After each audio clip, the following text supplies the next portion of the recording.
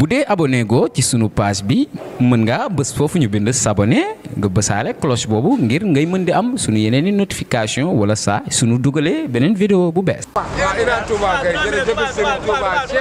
Un tour effectué à la gare routière de Saint-Louis nous a permis de constater qu'en cette période de Magal de Touba, les pèlerins mourides dans l'ensemble n'ont pas de problème pour aller dans la ville sainte.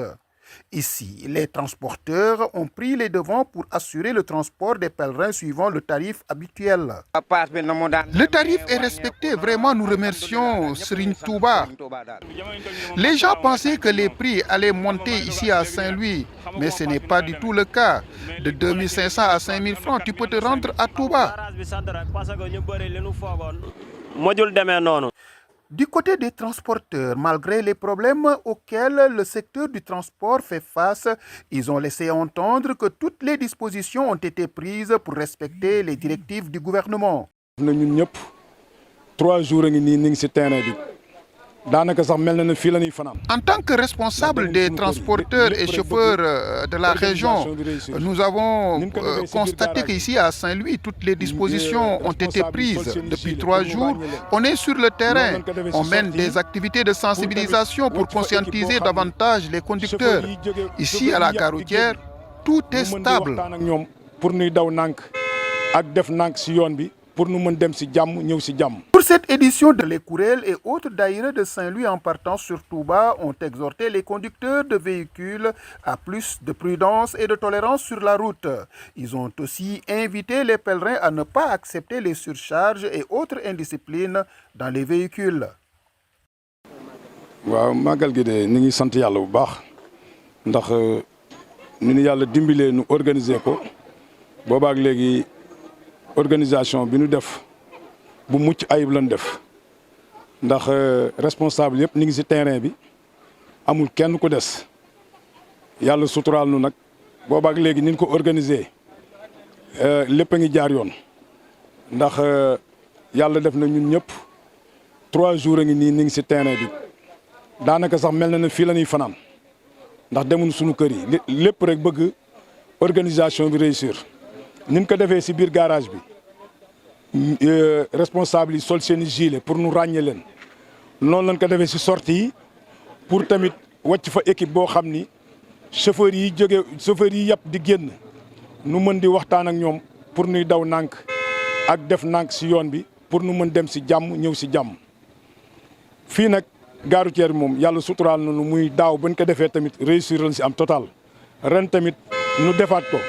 ndax tamit dafa am loo xam ni duñ ko nangu ci garage bi muy jël paas yi yokk yu metti duñ ko def ci loolu moo tax nu gën a taxaw nag ndax tamit ni ci chauffeur ci amee wàll noonu na ci client yi amee wàll yàlla suturaal nañu nag biñ ko commencé daaw ba ren nu fekkewaat ko nu defaat ko amul benn désordre bu am ci garage bi ci wàllu paas yi ndax chauffeur yi ni ngi leen di suivre li ñu leen sant ni ngi koy def ku ci yebee loo xam ni waroo ko yebee oto bi du génn fii balaa ngay génn nu woo police mu ñëw nu jël say pièces ndax du mu ko nangu ci garage bi maa ko jiite kuy laaj man ngay laaj waaye daal fii moom ñi fiy dugg xam nañ ni garage bi ni ñu ko organiser yokk paas du fi am.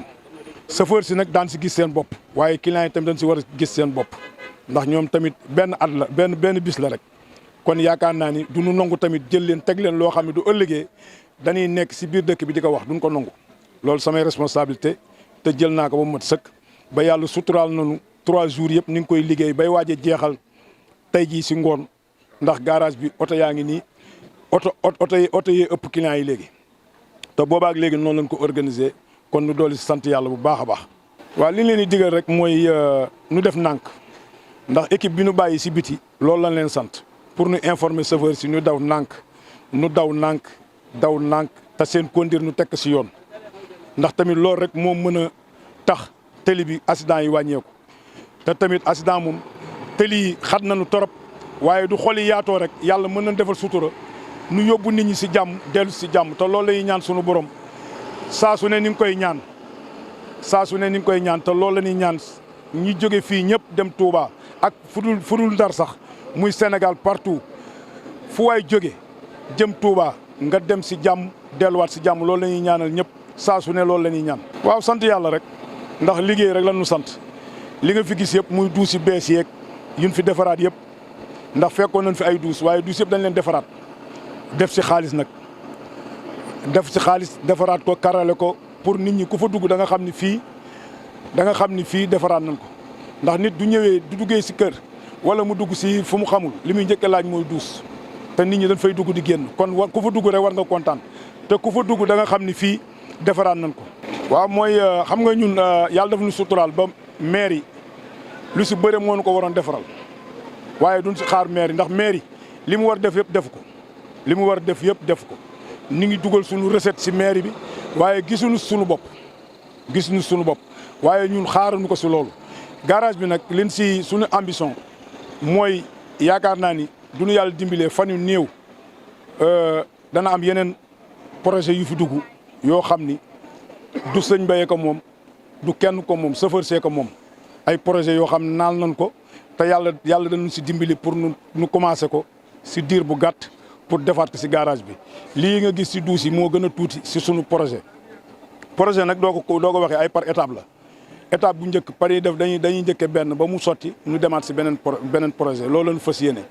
ñuy sant yàlla bu baax nag di sant tamit sunu autorité yi ndax tamit ku mel ne garage bii ni mu mel xam nga ni du autorité duñ dugal woon seen loxo dana gën a metti waaye durant màggal gi bi mu jubsee nu saisir commissaire central mu boole nag commandant Ndaw li war si garage bi yëpp ni ngi koy def ak commandant Bassène ñoom ñëpp ni ngi góorgóorlu si garage bi di fi ñëw di fi jaabante ba tey suba la fi commandant Ndaw dugg di xool situation gare routière bi nan la demee wàccal nañu fi ay éléments yu doy kon garage bi yàlla suturaal nañu daal ñi fi nekk di def affaire yu njublang sax ñemetuñ fi dugg ndax ñii fi nekk sol gilet yi ni ngi leen di suivre kun si gisan koy signalé kon yooyu yëpp ñoom tamit ñu leen si gërëm di leen sant ndax seetaan nañu ñu sant yàlla bu baax si bis bi ñi ñaan yàlla daal chauffeur si dem si jàmm yóbbu clients yi si jàmm clients yi jóge fii yëpp ak feneen ak feneen ñoom ñëpp ñu delluwaat si jàmm loolu la ñuy ñaan sunu borom yàlla nañu ko sunu borom defal mu nekk màggal gu sedd guy ba ñëpp di ko wax yàlla mën na ko am na ko te dana ko def asalaamaaleykum wa rahmatullah. Vous avez entendu ce que le président a dit. Bon, il s'est mobilisé avec tous ses responsables. Nous tous nous sommes mobilisés presque pendant 4 jours ou bien 3 jours. Presque nous passons la nuit ici pour l'organisation de la gare routière. Parce que vous savez que s'il n'était pas là, si le président n'était pas là, bon, les chauffeurs auraient augmenté les tarifs à une somme exorbitante. Mais lui, il s'est mobilisé avec ses responsables. Bon, vous voyez des gens qui ont des gilets. Nous avons des badges pour nous identifier.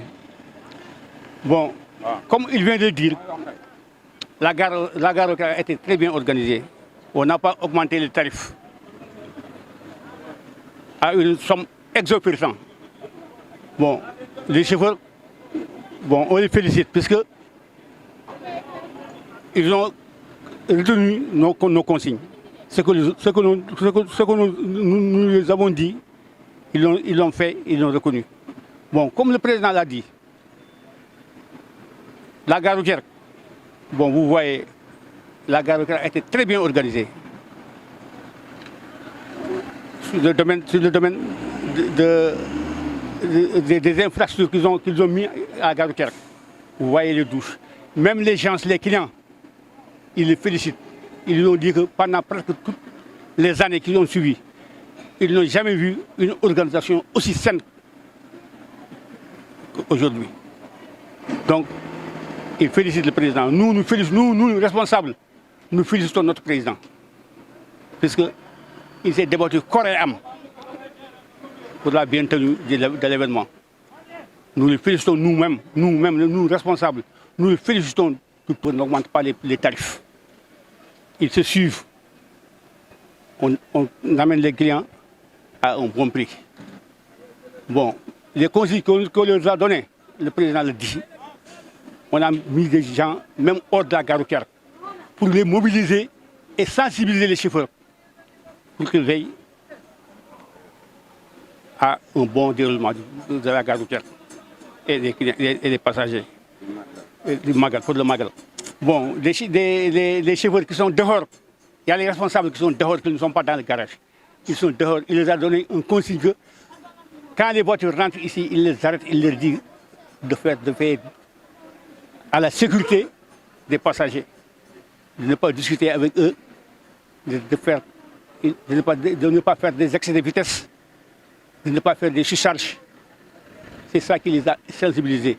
Et on félicite les chauffeurs aussi, eux, ils nous ont suivis sur ce que le président leur a dit. Bon, donc nous, responsables de la gare routière de Saint-Louis, nous félicitons notre président. Nous le félicitons de tout cœur.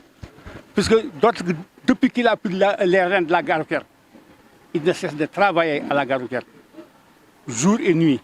Quand tu le trouves ici à la gare routière, bon, quand tu demandes qui est le président, on te le présente. Bon, tu dis qu'il n'est pas le président, puisqu'il est partout. Il n'attend personne. Il n'attend personne. Celui qui vient, il le trouve dans le terrain, en train de travailler. Comme il l'a dit, les toilettes là, il l'a fait. Avant que les toilettes là ne viennent, avec une coopération tchèque, il a renouvelé les autres toilettes qu'il a trouvées ici. Avant que les Tchèques ne viennent pour nous donner les toilettes là. Il a fait un bon travail. En tout cas, nous le félicitons. Pour le Magal, tout le monde, même les clients, le félicitent. Les clients félicitent le président. Parce qu'il n'a pas il a serré le garage. Personne n'a augmenté les tarifs. Il a sensibilisé les chauffeurs. Il a fait sortir ses responsables en dehors du garage pour sensibiliser les chauffeurs qui rentrent. La gare routière bi jamono ñu toll nii moom macha allah moom instant ñu toll nii moom man moom maa ngi doog a agsi léegi nii nag xamaguma paas bi naka la demee mais léegi bi ma laajtee léegi am na 3000 am na 4000 am na 5000 am na 7000 yaay xool nag li nga tolloo da nga def loolu. ah bon paas bi moom cher na cherul parce que bu dee oto bu ndaw dina cher bu dee oto bu ndaw dina cher bu dee oto bu mag moom du cher waaw accident yi moom daw nànk dal nànk rek li may wax chauffeur yi mooy ñu daw nànk rek ndax nit ku nekk sa wërsëg rek ngay jël ak lu mën a xew sa wërsëg dong ngay jël ak lu mën a am. paas bi moom nag des na ma leer en 100% ndax maa ngi doog a agsi léegi li ma la ko waxee sànq rek bi ma ñëwee laajte biis yi am na 3000 oto bu ndaw am na 7000 am na 5000 donc loolu oto bu ndaw tamit bu la fayee ko 5000 wala 7000 loolu pour man raisonnable na quoi mais li am sens daal moom mooy da nga daw nànk daal loolu sama am solo loolu la leen ñaan yàlla ñoom sa wër nañ daw nànk dal nànk ñaan yàlla dem si jàmm ñëw si jàmm waaw suñu jëmma gi moo wootee dem si jàmm ñëw si jàmm Sëñ Tuubaa nag moom liggéeyal na yàlla loo xam te ne war na tax ñu war a dem nag santale ko suñu borom routière Sénégal yëpp war nañu mel ni bu Ndar bi parce que bu dem côté bee ne ay Dakar wala ay Mbour Joal oto boobu côté boobu noonu moom day cher man fa la daan jógee di dem màggal mais da daan cher quoi par rapport ak comme tey Saint-Louis tey fii Saint-Louis tamit moo gën a jege tamit ba tey aussi tamit moo gën a jege tamit Touba tamit côté comme boo jógee ay Dakar wala ay Joal tamit ay Mbour tamit. waaw garage bi sant rek parce que ñu bëri li nu foogoon mojul demee noonu jàppoon na ne événement bi ku si nekk da ngay def lo neex yebee lo neex te xam nga ñun ñëpp dañuy dawlante yërmande rek chauffeur si comprendre nañ client yi parce que jamono neexul waaw paas yi yokkuñu si dara lu jaadu rek nañ si def ngir maanaam ñëpp mën a dem. rek di wax ne maanaam Touba moom sori na sorewul waaw Touba moom sori na sorewul waaw mais ñu ngi baamtu ñëpp rek yàlla na yàlla doole ñëpp sutura maanaam ku si jóg nga def ndànk daw ndànk teew ndànk arrivé ndànk parce que yoon moom yàllaa ko yor ku si ne da ngaa yor njaboot kenn ñaanul yàlla génn sa kër di am benn empêchement kon yàlla na yàlla defal ñëpp jaamu waaw ñu bàyyi xel bu baax a baax télé bi xam ne yaatuwul télé bi yaatuwul waaw waaye li si bëri nag nanu gën a ibi xol yi la bu ni bee xol yi rek lépp dana yomb ni waaw sa wër si nag moom wax dëgg yàlla dañuy moytu à 100% mais lu si bëri sog yi ñu ngi dépendre si particuliers yi nga xam ne ñooy proféqué donte am nañ si responsable 100% mais dama gis ne sog yi man personne sama gis-gis particulier mooy proféqué sog parce que jàpp naa ni chauffeur bu jàng métier ni mu ko war a jàngee ba xam-xamee ndax permis ñun biñ koy jot yombul woon ñun am na âge bi nga xam ne teel nañ si jot permis kon donc yombul woon ñun ko amee dafa metti. Ceux qui nous écoutent, on vous dit, moi je m'appelle Pape Samania. Le Magal de Touba, mais comme d'habitude, comme on dit, la rédemption, ça n'a pas d'égal. Il faudrait être à la résurrection pour comprendre. Aujourd'hui, il faudrait aller à Touba pour comprendre. Pour aller à Touba, comme disait mon ami de tout à l'heure, là, mon ami d'enfance, pour les chauffeurs, on leur dit de conduire doucement, de ne pas se focaliser sur le gain. Ça n'a pas d'intérêt parce que la vie, il n'y a pas de prix pour ça. Léegi, on vous souhaite un bon magal. Ay déwéni déwén bi jaay Nabi Moustapha. Ouais, mais c'est tellement élevé à un moment donné. Tu te dis, est-ce qu'on est au Sénégal quand même? Parce que quand on dit musulmans et que les musulmans s'entretuent, on se pose la question. Ça n'a pas de sens. Alors qu'on devrait même nous amener sans rien payer, juste pour le Magal et le Gamou et tant d'autres. Parce que, comme on dit, les érudits de Dieu là, c'est eux qui nous ont donné ce qu'ils ont. Parce qu'avant, il n'y a personne qui osait dire, que ce soit mon grand-père, le grand-père d'autres ou le grand-père d'autres, personne n'a voulu piper mot. Quand le blanc était là, respect quoi. Alhamdulillah rabbil alamin. Daanaka sunu borom daa dogal moom. Tuuba liman amana ahlullahi waylul liman ankaruhum billahi. Foo waay ne rek maanaam magal Tuuba moom Sëriñ Tuuba moom jar na lu ne. moo tax fu ne rek dañuy jéem a xool nan la ñuy def ba yeggu Tuuba waaye fu waay toll ta boo fa màggalee màggal nga Tuuba. waa gaaru kër bi moom alhamdulilahi rabbil alamin moom dañuy sant yàlla moom ministre bi da liggéey na ci lu rafet. ba paas bi na mu daan demee wàññeeku na alhamdulilah daal ñëpp ñuy sant Serigne Touba daal ndax réew mi transporteur yi ñëpp nii màggal Touba bu ñëwee bu doon oto yi dañ koy def gratuit sax dañuy sant yàlla dañuy sant yàlla bu baax a baax. mais lan ngay wax chauffeur yi dañu dégg ni accident yi dañoo bare ak yow. waa accident yi nu mu bëree noonu moom maanaam code de la route lu mu laaj rek maanaam dañ cee war a tegu noonu tegu gi mooy maanaam daw nànk tepp daal moo gën yuréet daw nànk def nànk yegg xam nga dawal ko ci code rek le code de la route tegu rek lu mu wax rek ñu tegu ci loolu rek buñ ko defee rek incha allah ñëpp dinañu demee jàmm daanu dellu see jàmm. waaw comme non nous le préparons bien grâce à Cheikh Ahmadou Bamba Khadimou Rassoul nous remercions bien le Seigneur. Que la paix soit avec nous tous, le Sénégal, notre fierté. Nous voulons souhaiter tous les Sénégalais de rendre grâce à Cheikh Ahmadou Bamba Khadimou Rassoul qui a œuvré l'œuvre bénie et la pensée bénie de Cheikh Ahmadou Bamba Khadimou Rassoul. Œuvré pour la mondialisation de la pensée de Cheikh Ahmadou Bamba Khadimou Rassoul. Dimension spirituelle et temporelle de l'homme basée sur la pratique approfondie et quotidienne de la démocratie citoyenne. Aux chauffeurs, nous disons aux chauffeurs, ce que nous disons aux chauffeurs, vraiment, nous le disons de conduire lentement et de respecter la code de la route et de respecter surtout la code de la route. Et surtout avec tout le déploiement que le ministère a fait, nous les remercions bien, vraiment bien, nous les remercions vraiment bien. Merci. bu dee abonné go ci sunu page bi mën nga bës foofu ñu bind s'abonner nga bësaale cloche boobu ngir ngay mën di am sunu yeneen i notification wala saa sunu dugalee beneen vidéo bu bees